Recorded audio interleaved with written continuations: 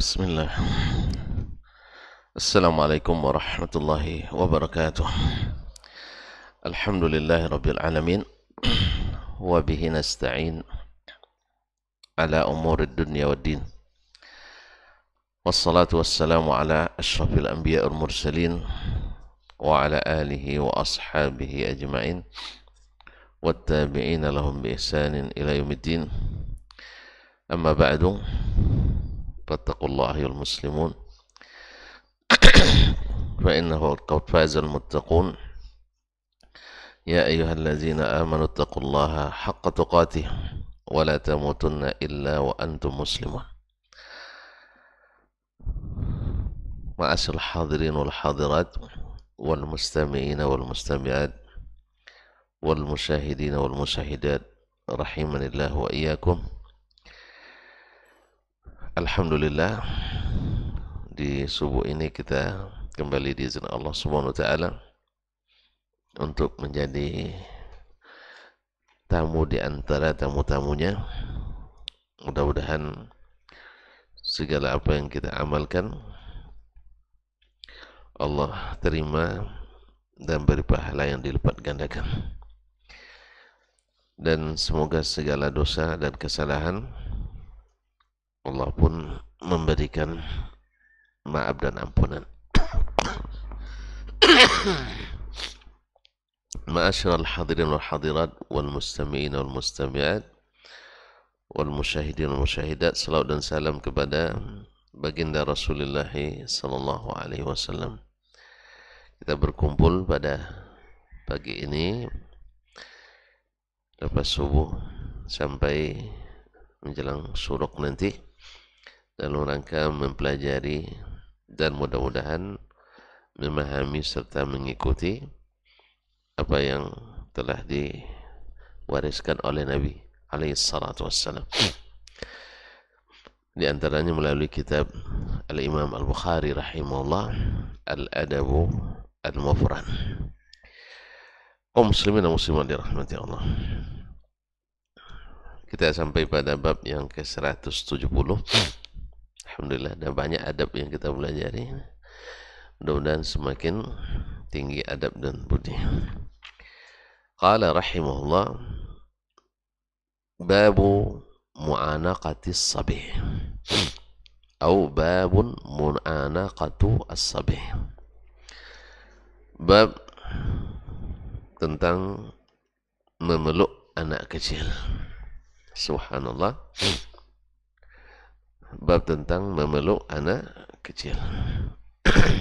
Ini masih ada korelasinya dan relevansinya dengan bab sebelumnya, yaitu babu rahmatis saghir.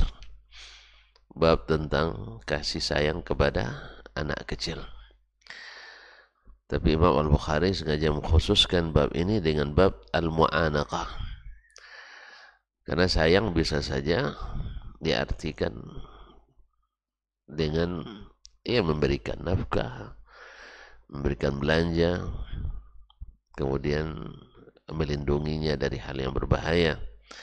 Tapi mungkin dalam bab ini memeluk dan mencium kadang tidak semua orang bisa.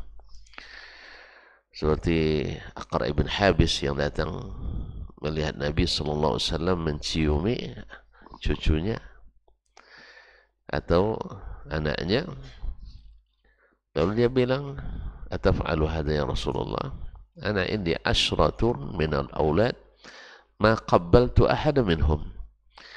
Apa kamu melakukan ini ya Rasulullah? Saya punya 10 anak tapi tak pernah mencium mereka seorang pun. Subhanallah. Bukan, tapi Nabi mengartikan itu sebagai kasih sayang. Wallahi man la yarham la yurham. Siapa yang tidak memiliki sifat kasih sayang tak akan disayangi. Maka Nabi menjadikan mencium anak kecil adalah bagian daripada kasih sayang. Dan saya yakin bahwa orang yang memiliki anak 10 pasti ada sayang pada anaknya. Buktinya dengan sayang itu dia berikan nafkah, dipelihara, dijaga. Cuman baginya mungkin tidak sampai pada bab menciumi anak. Ini 10 orang, anaknya tidak pernah diciumnya. Barangkali, jangan-jangan ibunya juga tidak diciumnya. Allah musta'an. Jadi kata Nabi SAW ini, man la yarham la yurham. Siapa yang tidak menyayangi tidak akan disayangi. Nah, Imam Al-Bukhari sengaja memisahkan bab ini dari bab Ar-Rahmatul As-Saghir, bab kasih sayang pada seorang anak, karena ada makna khusus di dalamnya, yaitu bab memeluk anak kecil. Ma'asyarul kiram yang dirahmati Allah Subhanahu wa taala. Qala al-Imam Al-Bukhari rahimahullah, haddatsana Abdullah ibn Salih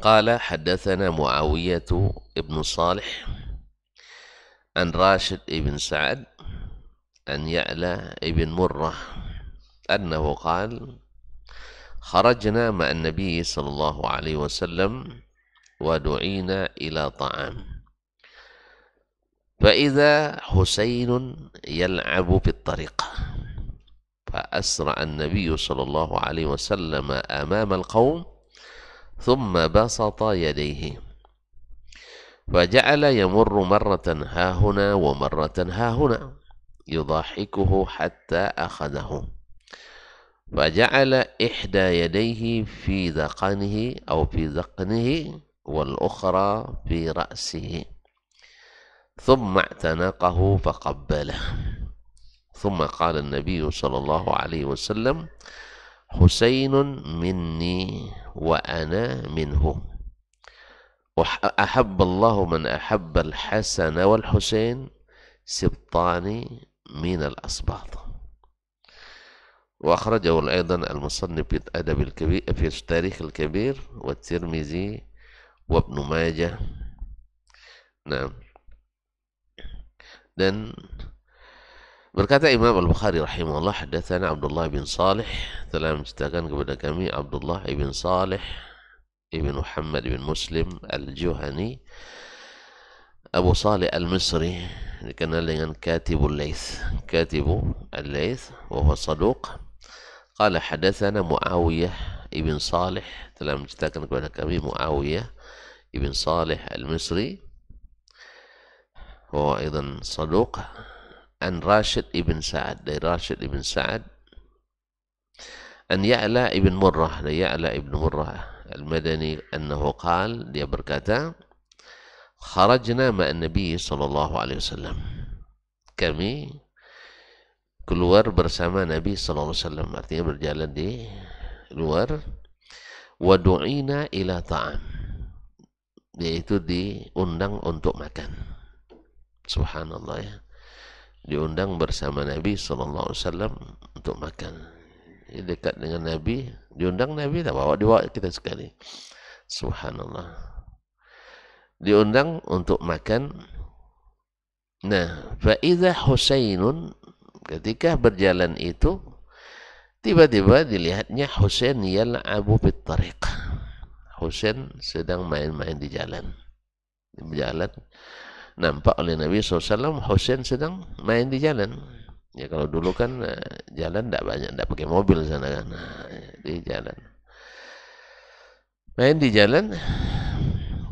Fa asra an-nabiy sallallahu alaihi wasallam amam al-qaum, melihat Husain, itu Husain bin Ali bin Abi Thalib, cucu beliau yang sangat disayangnya. Melihat itu Nabi SAW berlari menuju anak kecil tersebut. Subhanallah, kaum muslimin muslimat dirahmati Allah. Ini dialah adab yang luar biasa dari Nabi alaihissalatu wassalam. Anak kecil ketika kita berlari kepadanya, dia merasa dia punya nilai dan harga. Ya, ketika dia diperhatikan. Ini kadang-kadang sebagian orang tua lewat di rombongan anak-anak, anak besar masa mempedulikan anak kecil, turun pula martabat dibuatnya kan. Bukan, justru ini orang yang tinggi bila merendah balik tinggi, tambah tinggi lagi, karena dia orang sudah tinggi, kita sudah tinggi, orang tua. Bila kita merendah, ya memperhatikan yang di bawah, kita akan tetap ditinggikan. Oleh itu Nabi SAW asra, dia cepat menyongsong Husain yang sedang main tadi. Tentu hal ini akan senantiasa terpatri dalam ingatan anak kita sampai besar. Tentu tahu sendiri, sekarang saya misalnya masih nampak gambar-gambar ya orang-orang yang dulu di masa kita kecil, ya mungkin waktu itu sering berjalan tanpa kain pula, kadang tanpa apa baju, tanpa celana kadang waktu itu kan. Tapi ada orang-orang tua waktu itu di kampung itu, Masya Allah, bila melihat anak kecil, karena kita anak yatim, panggil sini ya, diusapnya kepala tuh. Ada yang kadang ngusap kepala aja, kadang ada yang buat gulu-gulu. Ini yang paling. Besok kalau nampak itu, sudah sengaja kita jalan lagi. Artinya apa? Dari kecil kita sudah tahu mana yang memperhatikan, mana yang tidak memperhatikan. Tapi kalau ada pula yang datang, suka marah-marah sama anak-anak, asal dia lewat, kita sembunyi. Ada. Jadi ada yang ditunggu kehadirannya oleh anak-anak. Ya kalau 1, 2, 3, 4, mungkin seluruh anak di tempat itu menunggu kehadiran kita. Ya subhanallah, kalau bikin acara tidak perlu pakai undangan lagi tuh. Sudah penuh tidak ramai. Ma'asyarul kiram dirahmati Allah SWT. Ini kesan-kesan ini akan terukir sampai mungkin wallahu alam. Dan mungkin ini yang menyebabkan anak ini juga sayang pada anak-anak nanti. Setelah besar dia pun juga menyayangi anak-anak. Otomatis kita sudah menjadi contoh, ya, menjadi guru yang subhanallah tanpa kadang-kadang tidak didapatkan dalam bangku-bangku pelajaran yang kadang kita bayar mahal. Tidak bayar mahal. Oleh itu kaum muslimin muslimat dirahmati Allah, seorang muslim, khususnya orang-orang yang dituakan atau yang didahulukan selangkah, memang harus memiliki hal-hal yang seperti ini. Pak Asra'an Nabi SAW amal qaum, melihat cucunya. Padahal kan bisa saja Nabi merasa, nah kita sedang acara resmi, sedang acara resmi. Ma'asyarul kiram, kita kadang-kadang terlalu resmi itu kadang merusak juga kadang. Ya protokoler itu, makanya saya paling tidak suka protokoler. Ya kalau ada misalnya pemimpin-pemimpin yang tidak pernah saya kunjungi, saya karena takut protokoler itu. Kemarin ketika Jakarta pejabat di kementerian bilang nanti mampir di kantor ya katanya. Saya iyakan aja. Cuma masalahnya saya ingat beliau memang suruh mampir kan, tapi nanti protokolnya suruh nunggu setengah hari pula kadang. Ya. Ya, kadang cuma mengucapkan salam aja nunggu setengah hari. Oleh sebab itu saya doakan saja mudah-mudahan ada masanya ya kita tanpa antri masuk gitu. Masuk tanpa antri. Kan masuk tanpa antri kan ikut rombongan sekali kan. Kan ada masanya Ustaz ya. Kalau antri dong. Protokol makannya payah kan kalau pakai protokol. Ma'asyarul kiram, enggak. Kita ma'asyarul kiram pernah suatu acara Ustaz. Salah seorang menteri selesai dia menyampaikan sambutannya, karena saya menterjemah, lewat depan saya dipeluknya saya. Jadi menurut protokol itu melanggar protokoler gitu. Dibilang sama saya itu enggak, secara protokol enggak betul itu katanya. Antum jangan protes saya, protes Pak Menterinya, saya bilang. Artinya apa? Dia ingin mengapresiasi, dia merasa senang dengan bahasa terjemahan tadi itu. Senang. Dia pandai juga dikit bahasa Arab, tapi dia perlu juga diterjemahkan. Subhanallah. Jadi kata protokol tidak pas. Kalau saya menteri juga, saya akan juga peluk itu orang. Ya. Karena protokol itu kadang-kadang menyusahkan. Menyusahkan. Kadang-kadang Allah musta'an. Nah, sebab itu kalau Ustaz Dayak nanti jadi menteri jangan pakai protokol Ustaz. Ya, khususnya kalau Ustaz yang datang gitu ya. Tolong jangan pakai protokol. Itu masih ingat Muhammad Al-Fatih. Dulu ketika gurunya datang ke istana, si Syekh siapa sih? Nah, datang ke istana, disuruh oleh protokol nunggu. Dimarahin itu sama Muhammad Al-Fatih. Kamu kalau guru saya masa disuruh nunggu-nunggu gitu. Besok kalau masuk sibuk apapun, acara resmi seperti apapun, beliau harus langsung masuk. Tidak boleh menunggu. Ulama disuruh nunggu. Kalau ulama suruh nunggu, tertuduh nanti bawa proposal. Itu masalahnya. Lama sekarang nengok-nengok kan.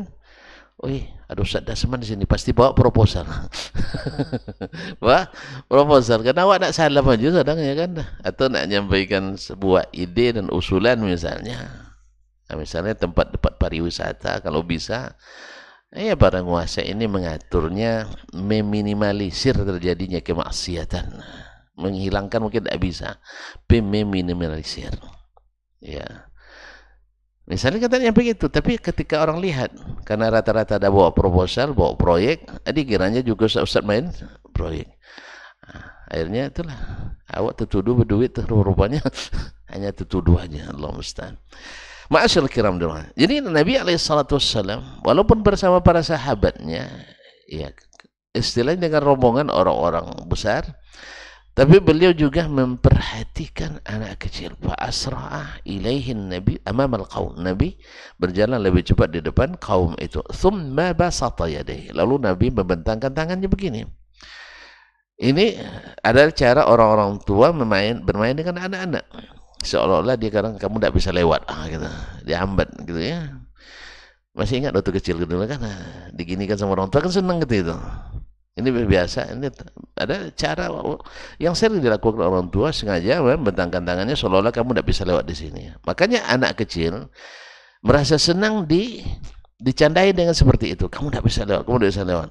Akhirnya dia pamarra faja'ala yamurru marratan min hauna. Dia coba lari dari sebelah sini, tidak dapat juga lewat. Dihambat lagi sama Nabi SAW. Wa marratan min hauna. Sekali dia lewat dari sebelah kiri juga dihambat oleh Nabi SAW. Ya, cobalah nanti nampak jumpa anak kecil yang belum punya anak orang lah, ya kalau yang sudah banyak bisa. Jadi anak kecil dibuat seperti itu senang dia. Nah, yudahikuhu hatta akhazahu. Nabi sengaja membuat dia tertawa. Anak kecil itu tertawa, dan tertawa anak kecil itu indah kaum muslimin muslimat. Tawa orang tak berdosa. Tawa orang yang tidak berdosa, yang mungkin tawa yang tidak enak itu tawa orang yang berdosa. Ini ketawa cuma hatinya penuh kebencian begitu. Senyumnya nampak senyum yang benci, senyum yang senang. Ketawa pun ketawa yang dipaksakan. Nah, kalau dibawa ahli video tahu dia di mana video ketawa senyum tulus dan mana senyum karena fulus. Tahu dia orang itu. Allah musta'an. Kaum muslimin dan muslimat dirahmati Allah, yudhahiku hatta akhadhahu.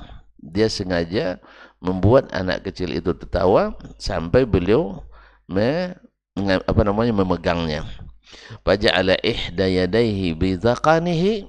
Lalu Nabi SAW meletakkan salah satu tangannya di dagunya, wal ukhra fi ra'sihi, satu di atas kepalanya. Jadi beginikanlah anak kecil itu. Di dalam riwayat Ibnu Majah, fi fa'si ra'sihi, di ubun-ubunnya. Naam, thumma tanaqahu. Kemudian setelah dipegang dagunya, dipegang kepalanya, thumma tanaqahu, lalu Nabi memeluknya.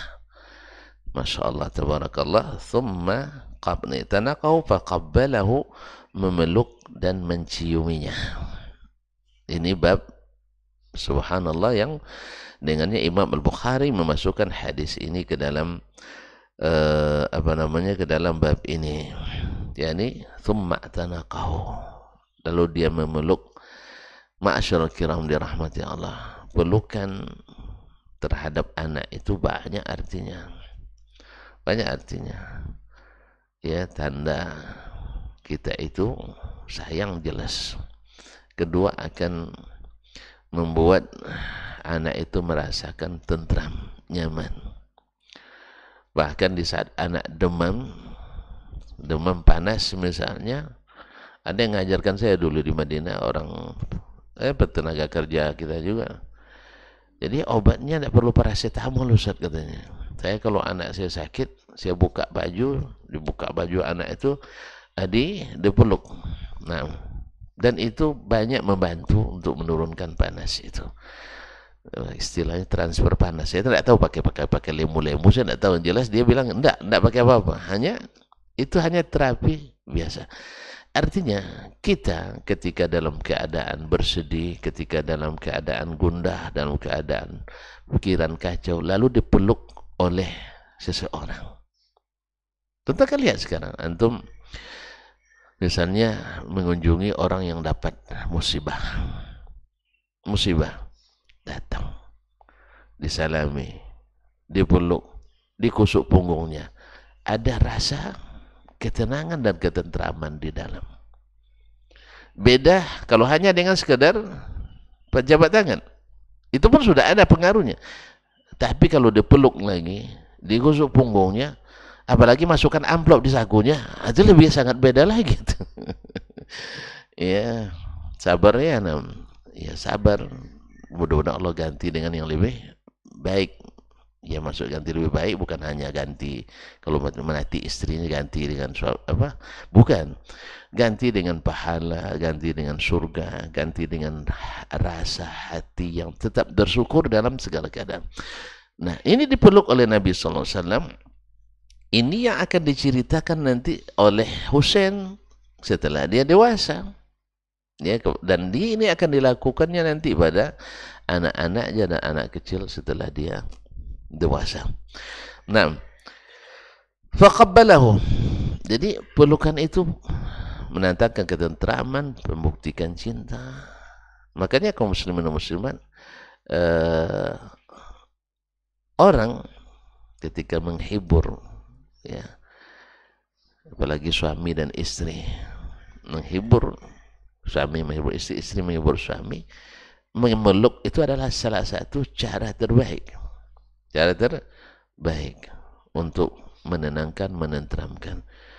Misalnya apa namanya, anak mau sekolah lagi di tahun baru, ajaran baru, baju belum dibeli, buku belum didapat, dan sebagainya. Sambil bercerita tuh sambil dipeluk lah. Jangan sambil bertatap muka, nanti tatap muka itu tambah berdebat akhirnya.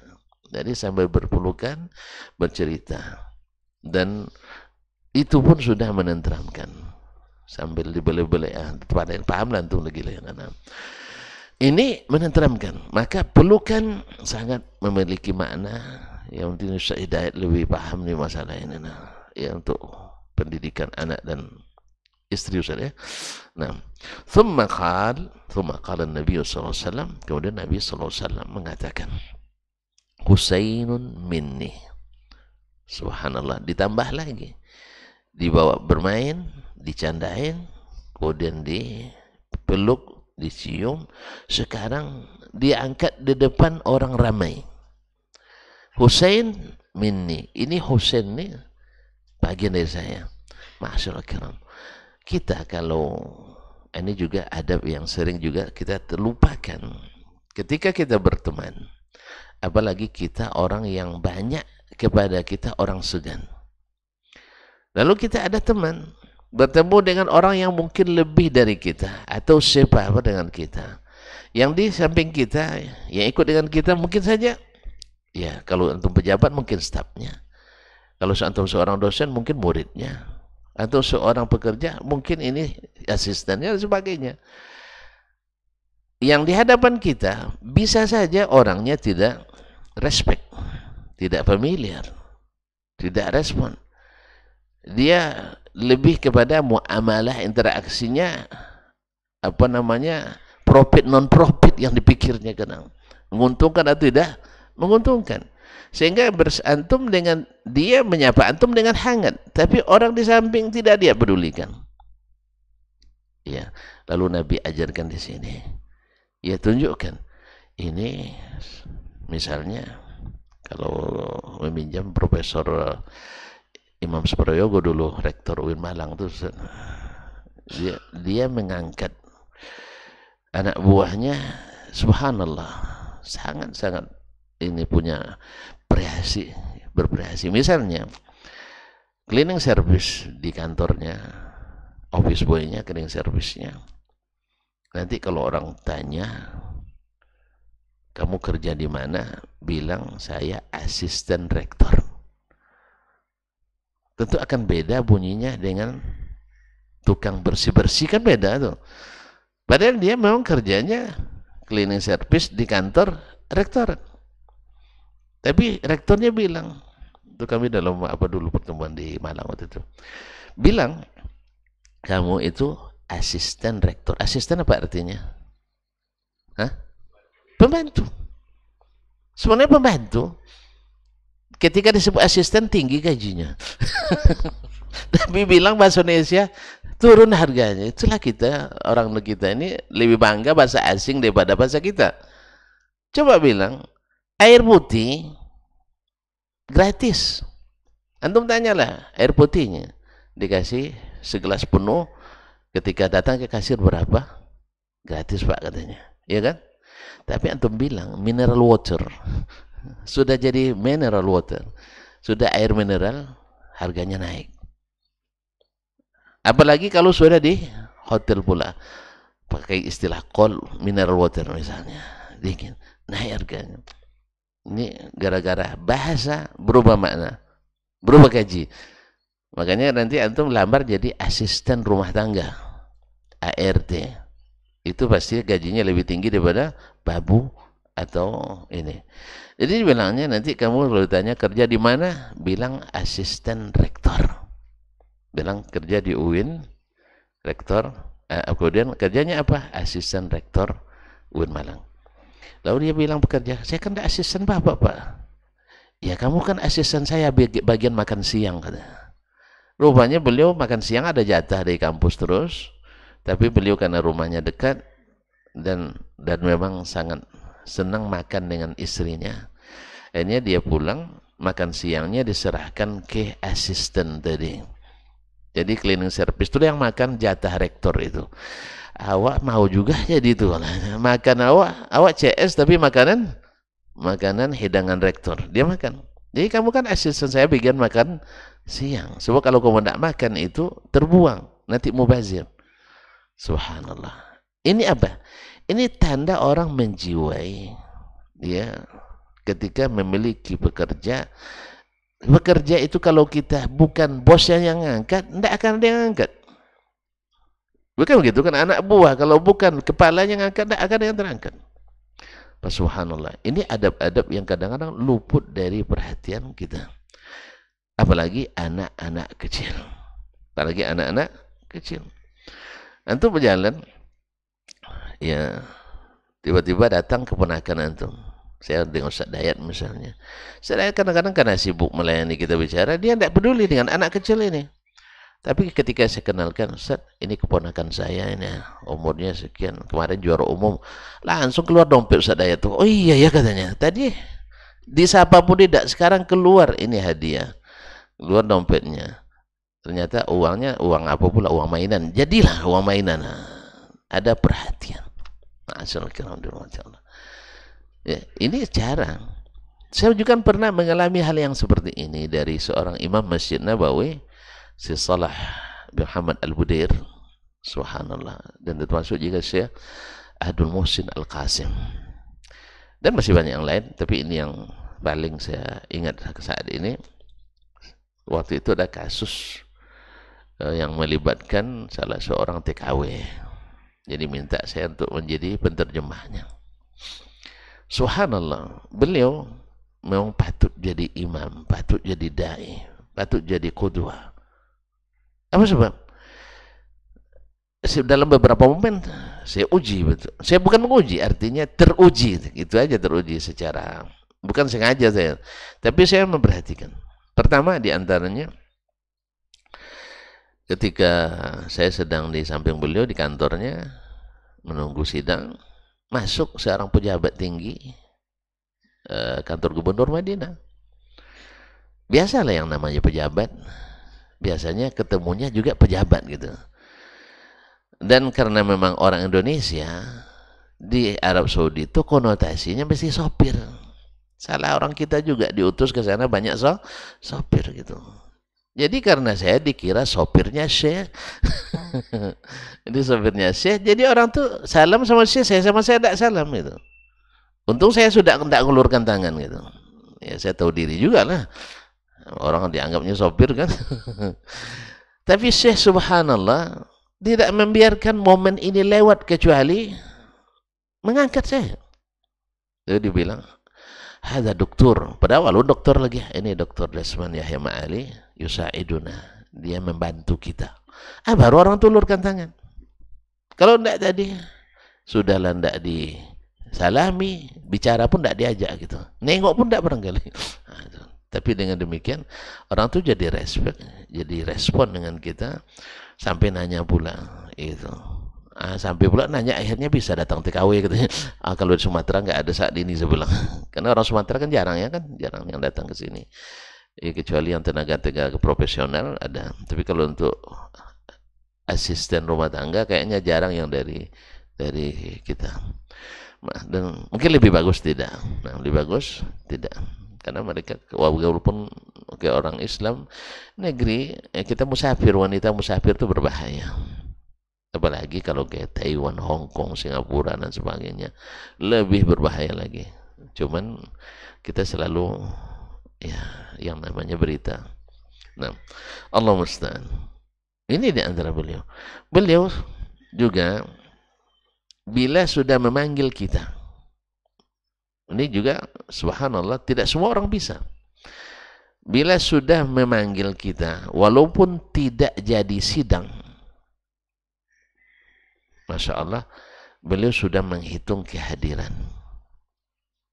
Itu dia hadir. Karena memang ada honornya. Cuman sabar nunggu 6 bulan. Ya, tapi bagus juga. Ya 100 ditambah 100 tambah 100 akhirnya 6 bulan terima juga 500. Karena kan lumayan. Daripada hanya sekali langsung dapat habis. Nah. Akhirnya dapat beli buku juga kadang di situ. Nah. Beliau asal dipanggil, dihitung hadir. Kemudian, sebagian, dalam satu kehadiran, satu kasus, ada yang 2, ada yang 3. Kalau 3 kasus, dihitungnya 3. Yang lain, asal sekali hadir, dihitung 1. Coba bayangkan. Ini juga pelajaran ya bagi pimpinan, kalau ada pimpinan. Ya, rapat 3 kali, honornya harus 3 kali, bang, jangan sekali.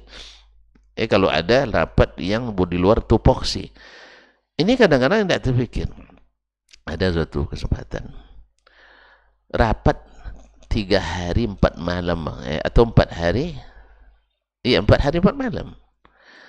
Habis rapat jauh pula pergi sana ke daerah lain, misalnya di sini ke Jakarta rapat, tidak ada rekreasi, tidak ada refreshing, tidak ada uang saku.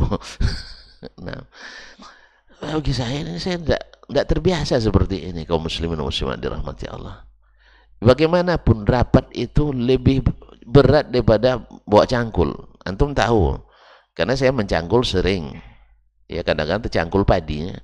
Ya karena sambil nangis, kalau tidak mau disuruh juga sama mak kan, akhirnya padi itu cangkul. Dulu waktu kecil-kecil dulu, nah, tercangkul padinya. Akhirnya besok tidak usah cangkul lagi katanya. Bagus tuh ya. Tapi tidak lama disuruh lagi. Lebih berat kerja rapat di ruang tertutup itu, apalagi sehari, mulai jam 8 pagi, kemudian isoma, kemudian break sebentar, sambung lagi, sampai malam jam 11. 3 hari betul-betul. Ini kan perlu apa istilahnya Ustaz? Refreshing. Nah, direfresh ya, disegarkan kembali. Jangan setelah itu pulang langsung lagi masuk kantor kerja dan sebagainya.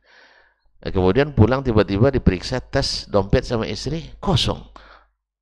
Akhirnya sudahlah, awak tidak bawa apa-apa, tiba di rumah istri bilang besok jangan pergi lagi bang, kalau tidak bawa apa-apa pulang kan ya. Misal gitu, misal. Walaupun tidak seperti itu, tapi geraknya kadang itu. Ya geraknya kan beda tuh.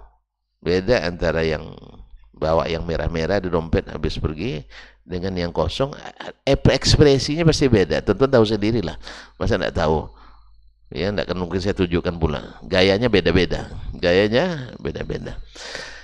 tapi kalau seandainya antum pulang 3 hari pergi luar daerah rapat, kemudian isinya Masya Allah ya, apalagi antum yang serahkan sendiri dengan ininya beda. Maka seorang pimpinan juga harus punya feeling seperti ini. Jangan hanya tahunya kerja tapi tidak ada apresiasi. Ma'asyarul kiram. Ini kayaknya setuju semua kayaknya dengan ide. Yang jadi anak buah setuju semuanya, di pimpinan pusing. Nah, itu. Anggaran nggak ada katanya. Kan itu selalu bilangnya ada nggak ada anggaran. Tiba-tiba pas di ujung anggaran sisa silva sekian belas miliar misalnya. Alasannya nggak ada terus, nggak ada. Bukan tidak ada, antum tak mau mencairkannya. Aturan ada. Tapi antum ya tidak mau mencairkan. Sebagian orang ya dana milik negara itu seperti milik dia sendiri, sangat sulit. Sampai-sampai Ustaz Elmi bilang tuh, Dr. Helmi bilang, kalau setorannya, apa ibaratnya dana uang negara seperti apa Pak? Seperti Salemo katanya. Tarik ke atasnya cepat, sekali tarik langsung itu. Turunnya beransur, kadang tersumbat pulang. Paham tak? Ya, kalau setoran tidak boleh, tanggal sekian wajib setor. Betul Ustaz ya? Kalau tidak kena denda, penalti. Tapi pas pencairannya dijadwalkan tanggal 20 besok juga belum cair. Tidak ada boleh menuntut. Karena ada undang-undangnya Ustaz. Kita tidak boleh nuntut negara bila terlambat. Tapi kalau kita terlambat, negara berhak nuntut kita. Alhamdulillah. Kalau gitu jadi pemerintah jalan tuh. Ma'asyarul kiram dirahmati Allah. Kemudian qala Husainun minni. Jadi tunjukkan Husain ini bagian dari saya. Sehingga orang tahu, oh ternyata Husain harus disayang, harus dihormati, harus diberikan haknya. Karena sebagaimana Nabi SAW mesti dihormati, kita mesti menghormati anak, cucu dan keturunannya. Makanya di antara wasiat Nabi kepada kita adalah menjaga kehormatan ahli baitnya. Makanya kita Ahlus Sunnah wal Jamaah kaum muslimin wajib hukumnya mencintai ahlu baiti Rasulullah SAW. Ya, mencintai ahlu baiti Rasulullah SAW karena iman kita menunjukkan itu. Siapa yang beriman mesti mencintai ahlu baiti Rasulullah SAW. Cuman cinta tak boleh cinta buta. Nah, karena sebagian kan cinta buta. Asal keturunan Nabi, asal Habib namanya, akhirnya Allah musta'an. Ini juga kita tak boleh buta. Karena tidak sedikit di antara keturunan Nabi SAW atau mengklaim sebagai keturunan Nabi tidak mengikuti Nabi SAW. Ada yang aliran-aliran menyimpang dan ini tidak masuk dalam yang diwasiatkan Nabi SAW. Karena di zaman Nabi ada alul baitnya yang tidak beriman kepadanya. Misalnya yang paling terkenal Abu Lahab, sampai terlaknat sampai kiamat. Dibaca terus, tabat yada Abi Lahab. Ini orang yang paling, termasuk yang paling sayang pada Nabi SAW. Kemudian ada Abu lagi, masa antum tidak tahu? Abu Talib. Jasanya terhadap dakwah tidak bisa dipungkiri. Tetapi kita tidak bisa, walaupun hanya sekedar mengucapkan doa radhiyallahu anhu, tidak bisa. Tidak bisa mengatakan Allah maghfir lahu. Tidak bisa. Tetapi apa sebab? Karena dia tidak mengikut Nabi SAW. Naqis ala hadha. Demikian juga keturunan-keturunan yang datang setelahnya, yang hidup paling dekat dengan Nabi saja tidak bisa kita ta'zim, apalagi mereka yang jauh dari Nabi SAW. Apalagi kalau hanya sekedar klaim, ya, karena tidak tahu kita. Tapi kita tidak boleh menuduh orang berdusta dalam nasab, tidak boleh, kecuali kita punya bukti yang nyata. Nah, kalau kita dibilangnya dia nasab Nabi, ya kita katakan, ya silakan. Nah, tidak boleh kita menafikan nasab orang. Cuman tetap saja kalau ikut Nabi SAW, istiqamah di atas sunnahnya, kita wajib menta'zim, menghormatinya dua kali. Karena menghormati Nabi dan karena dia seorang mukmin. Karena seorang mukmin itu harus kita hormati dan ta'zim. Nah, Husainun minni wa ana minhu. Husain dariku dan aku juga bagian dari Husain. Artinya kalau Nabi sudah sebutkan itu tidak bisa dipisahkan. Sama ketika antum orang yang kita cintai mengatakan kepada kita, ini ya, ini Ustaz Hidayat, ini sahabat yang tak bisa saya tinggalkan. Misalnya, kalau saya tidak ada seperti antum dengan saya, seperti itu dengan dia. Nah, kalau antum masih memang loyal ke saya, cinta ke saya, pasti kalau melihat beliau ingat kepada saya. Orang yang loyal kepada Husain, Hasan dan Husain radhiyallahu anhuma, pasti akan ingat Nabi SAW. Nabi katakan dulu, Husainun minni wa ana minhu. Husain ini bagian dariku dan aku bagian daripadanya. Maka ketika kita menyebut nama Husain, menyebut nama Hasan, kita akan ingat Rasulullah SAW. Maka kita akan menta'zimnya. Tetapi sebagaimana menta'zim Nabi SAW tak boleh gulu, apalagi menta'zim Husain tak boleh gulu. Karena sebagian golongan menyimpang menjadikan ini hadis sebagai alat penetrasi untuk pengesahan alirannya, bahwa mereka menganggap Husain sebagai seorang wali dan saking walinya lebih tinggi dari Nabi. Bahkan ada mereka yang mentakzim Husain berlebihan, sampai-sampai di tempat-tempat minum di negaranya ditulis itu Syrab benam Husain. Apa artinya Syrab benam Husain? Bahasa mana itu? Hah? Bahasa Persia. Berarti di mana? Di Iran. Jadi tempat-tempat minum-minum umum tuh ditulis di situ Syrab benam Husain. Minumlah dengan menyebut nama Husain. Kalau kita minum menyebut nama Allah, dia minum menyebut nama Husain. Nabi sendiri melarang kita untuk minum menyebut nama Nabi SAW dengan bismin Nabi. Dilarang oleh Nabi SAW. Ketika seorang sahabat mengatakan, Masya Allahu wa syi'ta. Ya, Masya Allah syi'ta, seperti yang engkau kehendaki dan Allah kehendaki dan engkau kehendaki. Disamakan saja Nabi dengan Allah.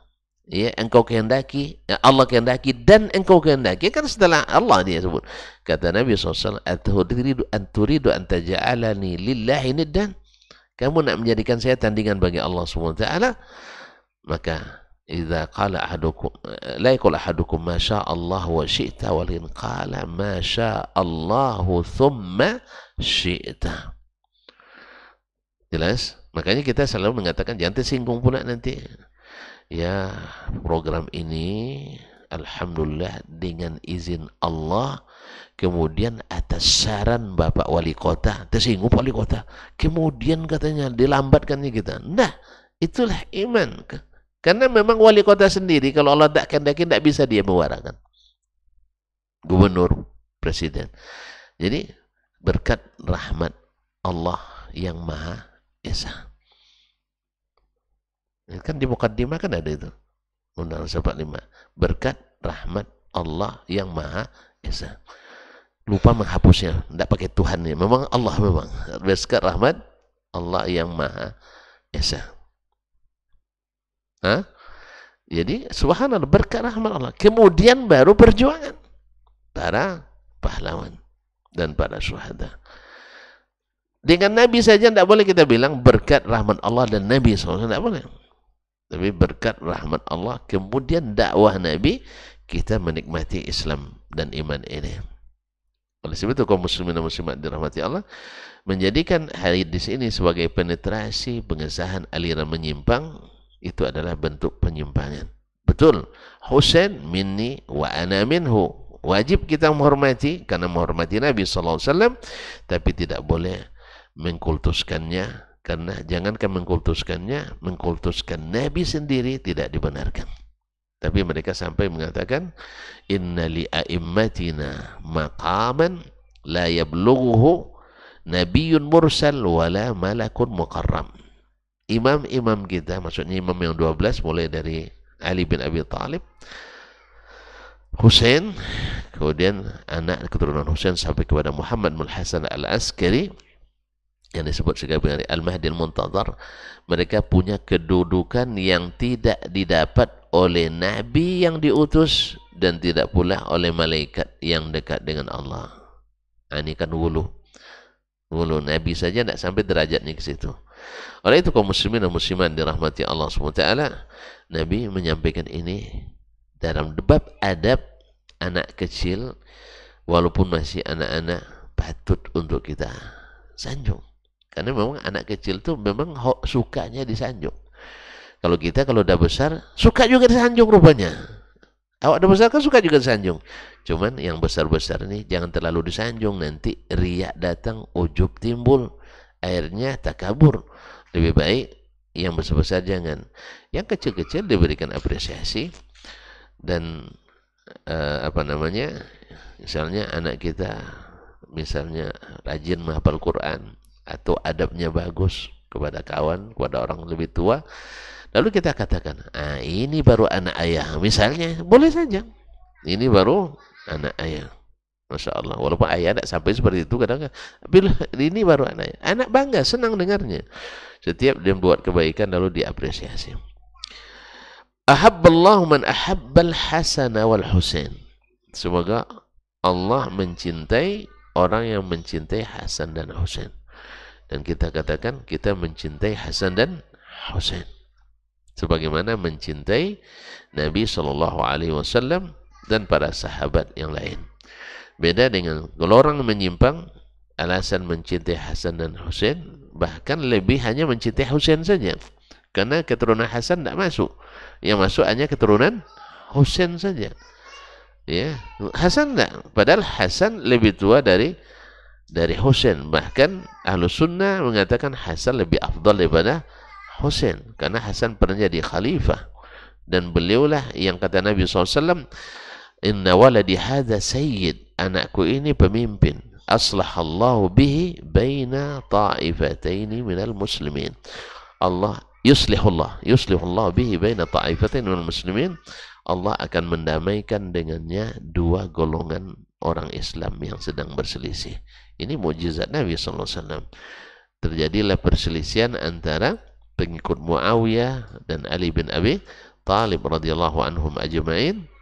Lalu Husain setelah jadi khalifah, dia berani dengan penuh kebesaran hati meletakkan jabatannya sebagai khalifah dan menyerahkannya kepada Muawiyah bin Abi Sufyan radhiyallahu ta'ala anhum ajma'in. Maka Nabi mengatakan, inna hadha waladi sayyid yuslihullah baina ta'ifataini minal muslimin. Nah, Allah mencintai siapa? Mencintai Hasan dan Husain, sibtani minal asbah, adalah dua orang cucu dari banyak cucu. Artinya apa? Nabi SAW mentasbihkan, yaitu cucu-cucu dari Nabi Ibrahim alaihissalam dari keturunan Ishaq dengan al-asbat, maka ini juga disamakan dengan al-asbat seperti kabilah. Artinya dua orang ini bisa menjadi datunya umat, datunya kaum atau kabilah. Jadi orang besar, sibtani min asbab. Dan as-sibtu dalam bahasa Arab itu adalah cucu dari anak kita yang perempuan, cucu kita yang dari anak perempuan. Kalau cucu yang dari anak laki-laki disebut dengan hafidun. Hafid. Jadi kalau ada cucu antum dari anak laki-laki, anak-anak laki-laki, itu namanya hafid. Kalau cucu kita anak dari anak perempuan, itu namanya sibtun. Dan Hasan dan Husain adalah cucu Nabi, anak dari Fatimah Az-Zahra radhiyallahu ta'ala anha. Wa sallallahu ala nabiyyina Muhammadin wasallam. Barangkali sampai di sini kita mengaji pagi ini. Hadis ini penuh dengan pelajaran dari sisi adab, dari sisi akidah, dari sisi bagaimana cara bermuamalah orang yang tinggi terhadap yang rendah, seorang datuk kepada cucu, seorang sahabat dengan sahabat, dan bagaimana memberikan apresiasi, dan bahwasanya bermain dengan anak-anak kecil itu tidak merusak reputasi, tidak menurunkan harga diri. Tentu saja yang dimaksud bukan main seperti anak kecil pula. Tiap hari main kelereng semua anak-anak, bukan itu maksudnya. Ya kan, nanti setiap hari main palaka gitu, setiap hari main ular tangga, enggak, bukan itu maksudnya. Maksudnya adalah kita dalam poin-poin tertentu, artinya bukan mengangkat bahu terus ketika berhadapan dengan anak-anak, tapi ada kalanya kita boleh mengajak anak-anak bercanda dan itu tidak merusak harga diri kita. Wallahu ta'ala alam, bahkan itu termasuk adab yang dianjurkan dalam Islam. Terima kasih dan mohon maaf. Allah ta'ala alam wa sallallahu ala nabina Muhammad wa sallam wa subhanakallahumma bihamdik asyhadu an la ilaha illa anta astaghfiruka wa atubu ilaik. Wassalamualaikum warahmatullahi wabarakatuh. Majtama'a qaumun fi baitin min buyutillah يتلون كتاب الله ويتدارسونه فيما بينهم إلا نزلت عليهم السكينة وغشيتهم الرحمة وحفت بهم الملائكة وذكرهم الله في من عنده. Tidaklah suatu kaum duduk di salah satu rumah Allah membaca ayat-ayat Allah dan sama-sama mempelajarinya kecuali turun kepada mereka as-sakinah, ketentraman dan kenyamanan. Wa ghasyiyatuhumur rahmah, dan mereka diliputi pula oleh rahmat, kasih sayang dari Allah Subhanahu wa taala. Wa haffat bihimul malaikah, dan mereka pun dikelilingi oleh para malaikat, karena malaikat suka majelis-majelis zikir dan ilmu. Wa dzakarahumullahu fi man indah, dan Allah akan banggakan sebut-sebut mereka di kalangan malaikat-malaikat yang ada di sisinya, di masyarakat atas. Mudah-mudahan kita termasuk yang sering disebut-sebut di sisi Allah di kalangan para malaikat, dan di akhir majelis ini mudah-mudahan kita pula mendapatkan seperti yang tersebut dalam hadis qudsi, qumu maghfuran lakum, silahkan berangkat meninggalkan majelis ini dalam keadaan diampuni dosa-dosa kalian.